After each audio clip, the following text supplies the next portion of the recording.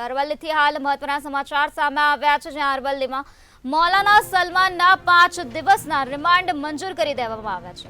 તો ચુસ્ત પોલીસ બંદોબસ્ત સાથે મૌલાનાને કોર્ટમાં રજૂ કરવામાં આવ્યો હતો, ત્યારે મોડાસા ટાઉન પોલીસમાં નોંધાયેલા હાલ પોલીસે 10 દિવસના રિમાન્ડની માંગ કરી હતી। ત્યારે ભડકાઉ ભાષણ અને એટ્રોસિટી મામલે ફરિયાદ નોંધાઈ હતી, ત્યારે અરવલ્લીના મૌલાના સલમાનના 5 દિવસના રિમાન્ડ મંજૂર થયા છે। મોડાસા ટાઉન પોલીસમાં નોંધાયેલા ગુનામાં રિમાન્ડ મંજૂર થયા છે। પોલીસે 10 દિવસના રિમાન્ડની માંગ કરી હતી, પરંતુ 5 દિવસના રિમાન્ડ મંજૂર કરવામાં આવ્યા છે। ભડકાઉ ભાષણ અને એટ્રોસિટી મામલે ફરિયાદ નોંધાઈ હતી, ત્યારે બેંકમાં ફંડિંગ તેમજ 10 મુદ્દાના આધારે રિમાન્ડ માંગવામાં આવ્યા હતા।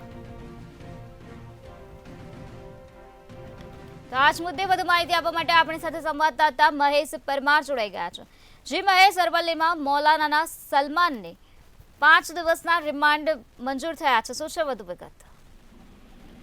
બિલકુલ નિરાલી, વાત કરીએ તો મોડાસામાં મૌલાના સલમાન અઝહરીના 5 દિવસના રિમાન્ડ મંજૂર કરવામાં આવ્યા છે। મોડાસા ટાઉન પોલીસ સ્ટેશનમાં જે મૌલાના સામે ગુનો નોંધાયો હતો તેને લઈને પોલીસ દ્વારા 10 દિવસના રિમાન્ડની માંગણી કરવામાં આવી હતી। ભડકાઉ ભાષણ અને એટ્રોસિટી મામલે જે ફરિયાદ નોંધવામાં આવી હતી તેમાં 10 દિવસના જે રિમાન્ડ માંગવામાં આવ્યા હતા, પરંતુ કોર્ટમાં જે રજૂઆતો કરવામાં આવી છે, દલીલો કરવામાં આવી છે, તેના આધારે 5 દિવસના રિમાન્ડ મંજૂર થયા છે અને બેંકમાં ફંડિંગ સહિતની જુદી જુદી માહિતીને લઈને હાલ જે તપાસ પૂછપરછ છે તે ચાલુ કરવામાં આવશે। જી મહેશ, સમગ્ર માહિતી આપવા બદલ આભાર। તો મૌલાના સલમાનના 5 દિવસના રિમાન્ડ મંજૂર થઈ ગયા છે।